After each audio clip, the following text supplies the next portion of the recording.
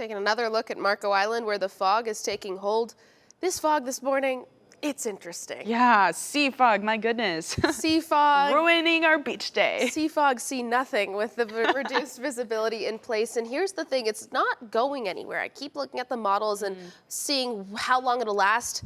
It's going to stick around. So much so that the National Weather Service, both in Miami and Tampa, they have different parts of our region in terms of what they forecast for. They put out marine dense fog advisories. That's represented in the gray. That goes until noon today, but I think this fog could stick around a little bit longer. So your beach day, I'm sorry about it. Does look like it's going to be pretty foggy for the most part, depending on which beach you are going to. And that's just because of the setup that we're in. We have a front right off to our north, and it's kind of squashing some moisture in place. This is that marine dense fog advisory represented by the gray shading that you see offshore there. Just be careful. If you were planning to take your boat out, I would think again, just because of how low visibility is and it's expected to last. So this futurecast here shows that right now that fog is thick offshore. It continues to stay there. It does not move. It's because the influence of that same front that I told you about squashing the moisture in place. This is 3:30 this afternoon and it still shows that fog taking hold. Inland, we're fine. We get rid of that fog. Still might see some smoke down where they're doing the controlled burn related to the national fire, but that sea fog is going to stick around. I mean, seriously, by 7, 8 o'clock, it actually starts to encroach inland a little bit. We see that fog going to try to build into places like Cape Coral, even Naples, Bonita Springs.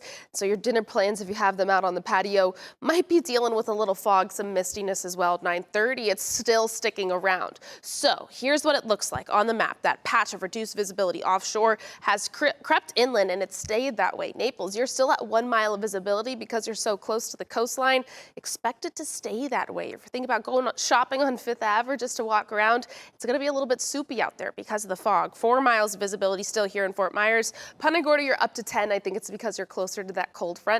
That's going to try to usher in some rain chances later on today. Now, those rain chances that we have later on today, not everybody's going to see them. And it's a pesky rain chance because the development that we're anticipating, it may or may not happen. Now, why is that the case? That same front that I keep mentioning, that's going to encounter some dry air. That dry air is going to inhibit some development in one way, but it also could lead to the potential for some stronger to severe storms if we were to see that development happen. I know that's kind of tricky, right? But by 9:30, it's trying to show that we should have a cell over Lee County. It's not there. So the models are struggling for sure with this setup.